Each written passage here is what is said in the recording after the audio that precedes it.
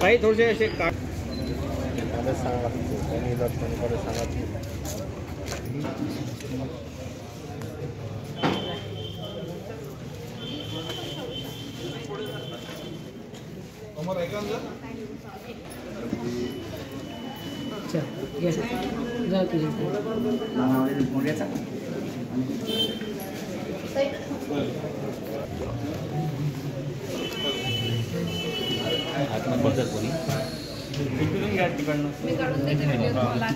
आतमध्ये व्हिडिओ नाही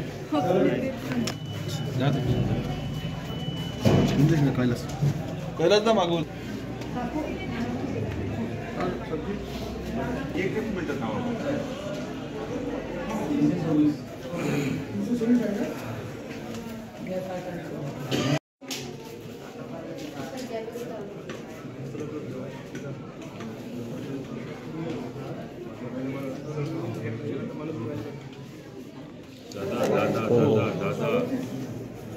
दादा जाऊ द्या या काका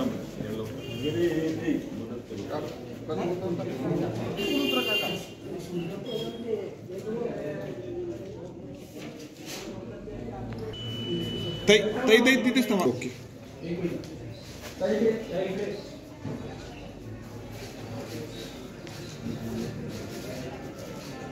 ओके ठीक.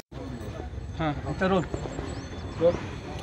ताई, मतदानाचा जो आहे तो तुम्ही सहकुटुंब हक्क बजावलेला आहे. मतदानाचा टक्का वाढण्यासाठी काय आवाहन करता? बाहेर निघालं पाहिजे. लोकशाहीचा उत्सव हा आहे. या ठिकाणी आपण आपला अधिकार व्यवस्थित बजावला तर पुढच्या काळामध्ये आपल्याला अजून चांगलं कम्फर्ट लेवलमध्ये लोकशाही येते.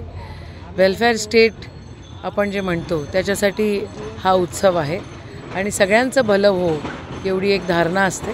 म्हणून आपण इलेक्शन घेत असतो. लोकशाही सगळ्यांचं भलं करण्यासाठी असते. Of the people, by the people, for the people असं जे म्हणतो आपण, त्याच्यासाठी हा उत्सव अतिशय महत्त्वाचा आहे. सगळ्यांनी बाहेर आलं पाहिजे, मोठ्या प्रमाणात मतदान केलं पाहिजे. गेल्या वेळेस लोकसभेत मोठ्या प्रमाणात मतदानाचा जो आहे तो टक्का घटलेला होता. आता मतदान वाढीसाठी तुम्ही काय नेमकं आवाहन करा? नाही, मी आव्हान सातत्याने करत असते. आत्ताही इलेक्शनच्या आठवडाभर आधी आणि तसंच सातत्यानं सगळ्या लोकांना सांगणं होतं माझं की तुम्ही बाहेर निघा, सुट्ट्या वगैरे या सगळ्या गोष्टी बाहेर सोडा आणि तुम्ही येऊन मतदान करा.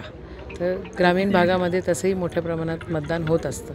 विजयाचा किती विश्वास आहे का? राज्यात काय परिस्थिती आहे? राज्यात महाविकास आघाडीचं सरकार येताना आम्हाला दिसतं आहे. ज्या हिशोबानं यांनी हाल केले शेतकऱ्यांचे, ज्या हिशोबानं यांनी संविधान तोडमोड केलं, ज्या हिशोबानं यांनी 10th शेड्यूलचा अपमान केला, हे कोणालाच सहन झालेलं नाही आहे. ज्या हिशोबानं यांनी करप्शन केलं, ज्या हिशोबानं यांनी पैशाचं वाटप केलं, हे अजिबात कोणाला आवडलेलं नाही आहे. मला दिसतं आहे, आम्हाला सगळ्यांना दिसतं आहे की महाविकास आघाडीचं सरकार पुढच्या काळामध्ये येतं आहे.